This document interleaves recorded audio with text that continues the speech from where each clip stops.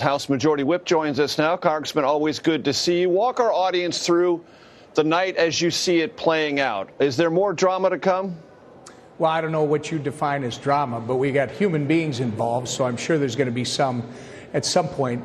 You've got everybody that's basically coming back to town, right? They spent the weekend, the Memorial Weekend, with their families, with their constituents, probably doing things in their district, honoring the men and women who have made the ultimate sacrifice in their families. And guess what? I had one of them tell me today he had to fly back on his anniversary.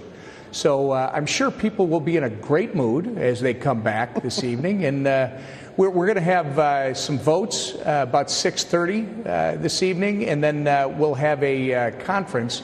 And as you know, Garrett, the Rules Committee actually started a while back here. Right, and the Rules Committee has to bring this to the floor. Is there any doubt in your mind, Congressman Emmer, that the Rules Committee will approve this and this will be on the floor of the House of Representatives tomorrow? I mean, you can never say anything with absolute certainty, but yes, I'm very confident this bill will be on the floor tomorrow in some fashion. I think the discussion in rules, there's a whole cart full of amendments that they're talking about, and we'll see how they handle that. That'll determine what the schedule is. Right. And when the bill reaches the House floor, how many House Republicans do you expect to vote for it? Garrett, we have 222 members. We may have a couple that have some issues being here. I think we're going to be okay on Wednesday based on what I'm hearing. But we whip for 218 Republicans. That's what we do. Right.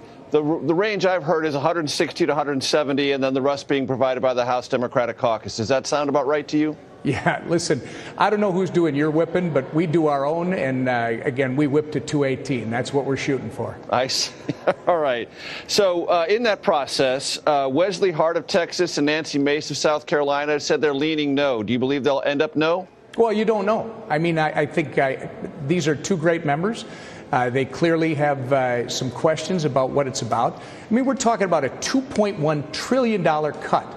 That's what this is. It'll be the first debt ceiling vote ever, as far as I'm aware, that doesn't raise or increase federal spending. It cuts $2.1 trillion. And Garrett, according to the CBO, that is the single largest deficit reduction bill in the history of this country.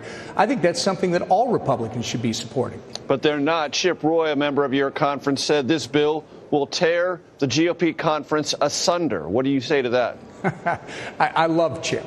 And no, I do. Chip is thoughtful, but Chip also has the ability to work through some of these things. And you take one look at it. I've heard a bunch of people talk about this bill. I think they need to read some of the details.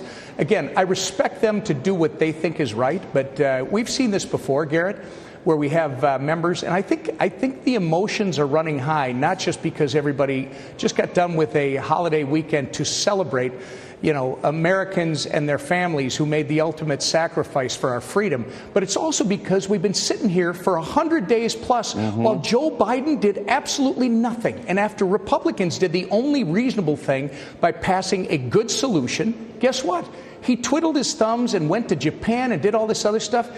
There's a reason why our members are very upset, and I'm going to suggest that they may not all realize it, but all of us are very frustrated by the lack of leadership and the incompetence that's been coming out of the White House since the beginning of the year, and I think you're feeling it right now. Under the auspices of leadership and competence, one of your other members, Ralph Norman, of South Carolina, said, quote, Kevin has sold us out, speaking of the Speaker of the House. Yeah, well, again, people get fired up. There's always going to be emotion involved.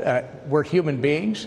But Kevin McCarthy's done one hell of a job since the beginning of the year. This guy right now has been probably the best speaker that we've seen in this House, and that's putting him up against some pretty impressive people in decades. So I expect that to continue.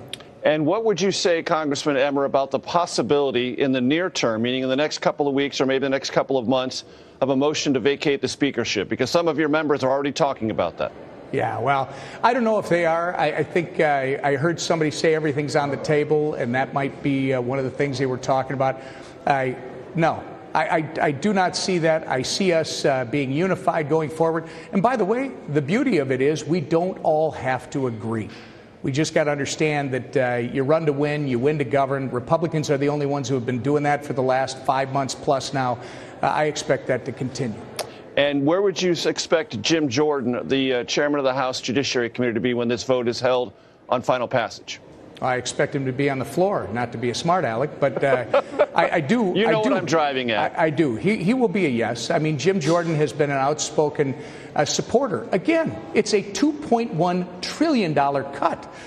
This is the largest single deficit reduction bill in the history of this country. And then, Garrett, if you add the CR to it, there's a permanent CR. So we're going to take government shutdown politics off the table. If you don't get the 12 appropriations bills through the House, through the Senate, and across the president's desk before midnight on September 30th, on October 1st, you now have until the end of the year to get those bills done. And if you don't, January 1st of the next year, you automatically have a 99% budget, a 1% cut across all of government. This could be transformational because the last time you had a normal appropriations process that actually achieved those 12 bills out of the House, the Senate, across the president's desk, Garrett, was 1994. 1994. This is huge, and again, this is a bill that all Republicans should support. Frankly, everybody who believes in this country should support this bill. Very quickly, Congressman Emmer, and I was there in 1994. I covered that process. There's a disagreement among some of your members on the Rules Committee. Does it have to be all Republicans on that committee supporting it? Because if it's not, some members are misrepresenting the understanding about what the Rules Committee on the Republican side has to do or not to do. Well, they're representing their understanding. And I was Are they misrepresenting things? No. I mean, that might be their understanding, but I was also in the room because that is a misunderstanding. This was, it was not unanimity by any means. So that, I think, is a little bit of a misunderstanding. But, you know, somebody else might have a different view of it. I was in the room, and I see that differently. Congressman Emmer, we appreciate your time. And remember, you can always call me Major. Good to see you again. Oh, that's right. Thanks, Major. Sorry about that.